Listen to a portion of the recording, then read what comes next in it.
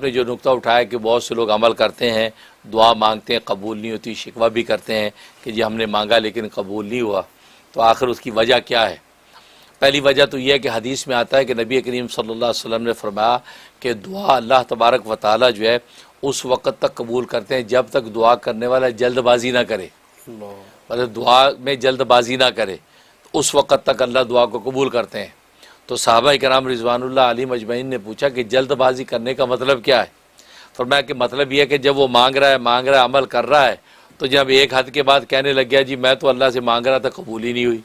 मैंने अल्लाह से दुआ की, कबूल ही नहीं हुई, मैं तो ये अमल किया उसका कबूल ही नहीं हुआ, तो ये कहना शुरू कर दे, इसका मतलब ये जल्दबाजी कर रहा है, क्योंकि इसको ये कहने का हक़ नहीं, इसका काम बस मांगना है,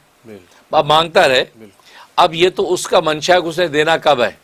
ये लिमिटेशन तो आप मुतय्यन कर रहे हैं कि एक चिल्ले के अंदर मिल जाए या 3 दिन में मिल जाए या हफ्ते में मिल जाए, ये तो आप मुतय्यन कर रहे हैं, ये तो देने वाले को पता है। जैसे नाबालिग मासूम बच्चा अम्मा के हाथ से रोटी भी छीन के मांगता है, कुछ भी करने की कोशिश करता है, लेकिन अम्मा को पता नहीं अभी इसकी उम्र रोटी की नहीं है, अभी तो दूध ही पीना है इसने। इसलिए फरमाया कि जल्दबाजी ना करे, मतलब ये शिकवा ना करने लग जाए कि यार मैंने दुआ मांगी और कबूल नहीं हुई, क्योंकि अल्लाह तबारक व तआला जो दुआ को कबूल यकीनन करते हैं, लेकिन अल्लाह के कबूल करने की अपनी शक्लें हैं, अपने तरीके पे कबूल करते हैं। कभी तो फरमाया कि बेआईनी वही चीज़ दे देते जो मांगी, कभी अल्लाह तबारक व तआला उससे बेहतर चीज़ अता फरमा देते हैं, कभी फरमाया कि उस मांगने की वजह से किसी बला को अल्लाह दूर कर देते हैं, कभी अल्लाह तबारक व तआला उसको ज़ख़ीरा रख लेते हैं, आखिरत के अंदर उन कबूल ना होने वाली दुआओं का समरा अता फरमाते हैं।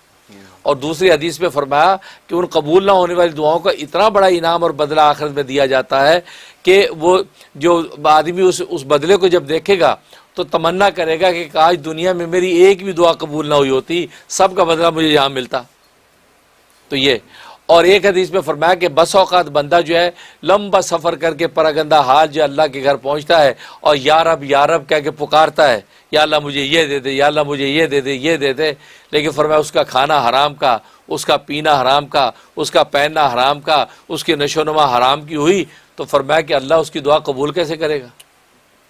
तो वही बात जो आपने जिक्र की कि हो सकता है कि आपके मामलात में कोई ऐसी गड़बड़ है कि जिसकी वजह से अल्लाह के यहाँ शर्फ़ कबूल नहीं हो रहा।